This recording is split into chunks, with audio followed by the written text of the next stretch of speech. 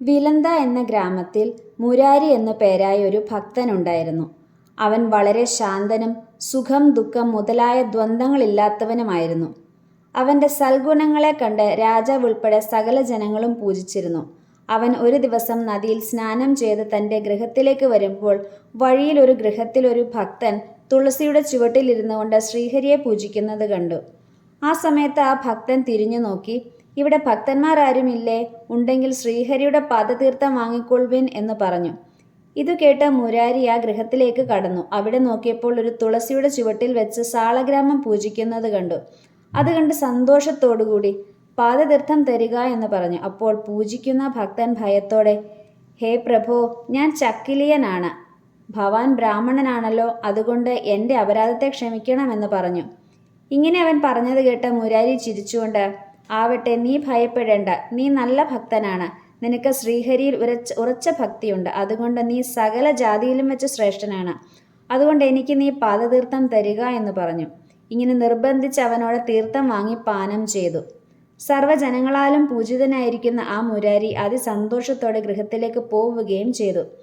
അനന്തരം ആ ഗ്രാമവാസികളെല്ലാം മുരാരി ചക്കിലിയൻ്റെ കയ്യിൽ നിന്ന് തീർത്ഥം വാങ്ങി കുടിച്ചതുകൊണ്ട് അവനെ ആരും തൊടരുതെന്ന് നിശ്ചയിച്ചു. ഈ വൃത്താന്തം രാജാവിനെയും അറിയിച്ചു. അപ്പോൾ രാജാവ് തൻ്റെ ഗുരുവായ മുരാരിയെ വിളിച്ചു ചോദിച്ചു, ഹേ ഗുരു, എന്താണ് ഒരു വദന്തി കേൾക്കുന്നത്? ഭവാൻ ചക്കിലിയൻ്റെ കയ്യിൽ നിന്ന് തീർത്ഥം വാങ്ങി കഴിച്ചുവോ? അപ്പോൾ മുരാരി പറഞ്ഞു, ഹേ രാജൻ, ആ വദന്തി സത്യം തന്നെയാണ്. ഒരു ദിവസം ഞാൻ കുളിച്ചു വരുമ്പോൾ ആ ചക്കിലയൻ പൂജ കഴിഞ്ഞ് തീർത്ഥം കൊടുക്കുവാൻ ഭക്തന്മാരെ വിളിക്കുന്നത് കേട്ടു. അപ്പോൾ ഞാൻ അവിടെ പോയി പാദോദകം ചോദിച്ചു. അവൻ എനിക്ക് തരുവാൻ മുടിച്ചു. ഞാൻ ബലാത്കാരമായി അവൻ്റെ കയ്യിൽ നിന്ന് പാദതീർത്ഥം വാങ്ങി കുടിച്ചു. ഇതുകൊണ്ട് എന്താണ്? ഇത് കേട്ട് രാജാവ് വളരെ വിഷണ്ണനായി. മുരാരിയെ ത്യജിക്കുവാനുള്ള ദുഃഖം കൊണ്ട് ഒന്നും മിണ്ടാതെ എഴുന്നേറ്റ് അകത്തേക്ക് പോയി. രാജാവിൻ്റെ അഭിപ്രായത്തെ അറിഞ്ഞിട്ട് മുരാരി ഉടനെ ആ രാജ്യം വിട്ട് മറ്റൊരു രാജ്യത്ത് പോയി ശ്രീഹരിയെ ഭജിച്ചുകൊണ്ട് സുഖമായി വസിച്ചു. മുരാരി തൻ്റെ രാജ്യം വിട്ടു പോയതുകൊണ്ട് രാജാവ് വളരെ ദുഃഖിതനായി ഭവിച്ചു. അക്കാലത്തായിരുന്നു ശ്രീരാമനവമിക്ക് ഉത്സവം തുടങ്ങിയത്. ഒരു ദിവസം രാത്രി രാജാവ് ഉറങ്ങുമ്പോൾ ആശ്ചര്യകരമായ ഒരു സ്വപ്നം കണ്ടു. ഭഗവാൻ അതിക്രോധത്തോടെ, എൻ്റെ ഭക്തനായ മുരാരി എവിടെ? അവൻ്റെ ഉപദേശപ്രകാരമല്ലേ നീ ഉത്സവമെല്ലാം നടത്തുന്നത്? ആ മുരാരി ഇല്ലാതെ എനിക്ക് പൂജയും മറ്റും വേണ്ട. അങ്ങനെ ചെയ്താൽ നിനക്ക് വലിയ ആപത്ത് സംഭവിക്കുമെന്ന് പറഞ്ഞു.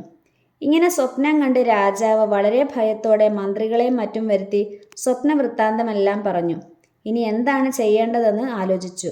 മുരാരിയെ അന്വേഷിച്ച് കൂട്ടിക്കൊണ്ടുവരണമെന്ന് എല്ലാവരും കൂടി നിശ്ചയിച്ചു.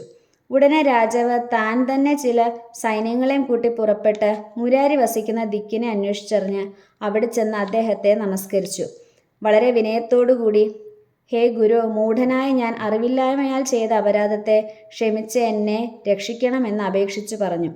ഇത് കേട്ട മുരാരി അങ്ങോട്ട് തിരിഞ്ഞിരുന്ന ഭക്തിഹീനന്മാരുടെ മുഖത്തെ ഞാൻ നോക്കില്ല എന്ന് പറഞ്ഞു. ഇത് കേട്ട രാജാവ് തൊഴുതുകൊണ്ട്, ഭഗവാനാണ് എന്നെ രക്ഷിച്ച് സന്മാർഗത്തിൽ നടത്തേണ്ടത്. ഭഗവാൻ എന്നോട് ഇത്ര കൃപയില്ലായ്മ കാണിച്ചാൽ ഞാൻ എങ്ങനെ സന്മാർഗത്തിൽ നടക്കും?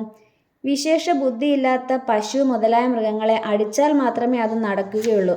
നല്ല വാക്കു പറഞ്ഞാൽ അത് അനുസരിക്കില്ല. അതുകൊണ്ട് വിവേകശൂന്യനായിരിക്കുന്ന എന്നെയും ശിക്ഷിച്ച് സന്മാർഗത്തിൽ നടത്തുന്നതല്ലാതെ ഉപേക്ഷിക്കുന്നതല്ല ഭഗവാന്റെ ധർമ്മം എന്ന് പറഞ്ഞു. ഇത് കേട്ട മുരാരി, നീ പറഞ്ഞത് ശരി തന്നെ. നീ മഹാമൂഢൻ തന്നെയാണ്. ജാതി കൊണ്ടുള്ള അഭിമാനം വിവേകഹീനന്മാരായ ദേഹാഭിമാനികൾക്കേ ഉണ്ടാവുകയുള്ളൂ.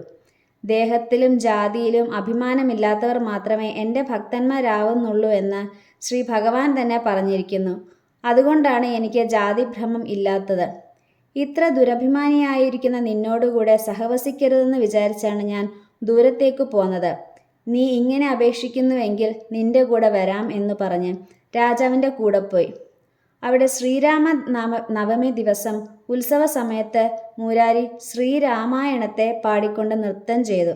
ശ്രീരാമൻ വനത്തിലേക്ക് പോയപ്പോൾ ദശരഥൻ കരയുന്നത് പോലെ ഹാ രാമ, ഹാ ലക്ഷ്മണ, ഹാ ജാനകി എന്ന് പറഞ്ഞുകൊണ്ട് മോഹിച്ച് ഭൂമിയിൽ വീണു. ഉടനെ രാജാവും മറ്റും വന്ന് മുരാരിയെ എഴുന്നേൽപ്പിക്കുവാൻ ശ്രമിച്ചപ്പോൾ മുരാരി മരിച്ചത് കണ്ടു. രാജാവ് വളരെ ദുഃഖിതനായിട്ട് മുരാരിയെ വിധിപ്രകാരം സംസ്കാരം ചെയ്തു. ഇങ്ങനെയുള്ള ഭക്തിയുടെ മഹാത്മ്യത്തെ അറിയാൻ ഏത് വിദ്വാൻ തന്നെ സമർത്ഥനാവും? ഏത് പ്രകാരമാണെങ്കിലും മനുഷ്യർക്ക് ഭഗവാനിൽ ഭക്തിയുണ്ടായാൽ അതുകൊണ്ട് സംസാര സാഗരത്തെ കടക്കാവുന്നതാണ്.